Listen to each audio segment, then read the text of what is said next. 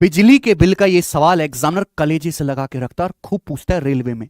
देखो, एक फॉर्म के बिजली बिल का एक भाग फिक्स्ड है जो आना ही आना है, दूसरा भाग खपत की गई बिजली की यूनिटों की संख्या के आधार पर परिवर्तित होता है कि जितना यूनिट बिजली यूज करोगे उतना बिल बनेगा। किसी महीने में 480 यूनिट बिजली की खपत होती है तो बिल आता है 1620 रुपए, दूसरे महीने में 690 यूनिट बिजली खपत होती है तो बिल आता है 2250 रुपए। बोले अगले महीने में 500 यूनिट बिजली की खपत हुई है तो महीने का बिजली का बिल क्या होगा? एक बार बताओ, 1620 रुपए बिजली का बिल था, अगले महीने आया 2250, तो कितना बिल एक्स्ट्रा आया मेरे प्यारे? 630 रुपए आपका बिल एक्स्ट्रा आया। 630 रुपए क्यों? क्योंकि आपने 480 यूनिट की बजाय 690 यूनिट जो है बिजली यूज की है, यानी कि 210 यूनिट आपने एक्स्ट्रा यूज की है। तो 210 यूनिटों का मेरे प्यारे भाई 630 रुपए आपका बिल जो है आया है। तो यानी कि एक यूनिट का बिल कितना है? 3 रुपए पर यूनिट। ये एक यूनिट का जो है बिल आ गया। समझ में आई बात? सवाल पूछा 500 यूनिट बिजली की खपत हुई है तो बिल क्या होगा। अब आप ये देखो, कुछ बिल तो फिक्स है, 480 यूनिट अगर आप खपत करते हो तो चार फिक्स तो आना ही आना है कुछ बिल जो है, और 480 यूनिट अगर आप खपत करोगे तो बिल आएगा 1620 रुपए। ये है।